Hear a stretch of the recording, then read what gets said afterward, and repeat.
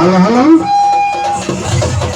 మన గడబాబ బొమ్మ ఊరేంపుగా బయలుదేరి వస్తుంది కాబట్టి 50 మంది భక్తులందరూ కూడా కొబ్బరికాయలు తీర్థం వారు మొత్తం కూడా ఈ యొక్క కార్యక్రమంలో పాల్గొని ఈ యొక్క కార్యక్రమాన్ని చేయవలసిందిగా మరిపడి కోరుతున్నాం.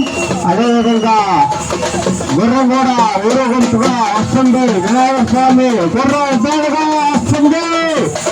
చప్పట్లు నాళాలు అన్ని కూడా ఎంత ఉత్సాహంగా ఉల్లాసంగా వస్తాం కాబట్టి 50 మంది భక్తులందరూ కూడా వచ్చేసి ఈ యొక్క కార్యక్రమంలో పాల్గొని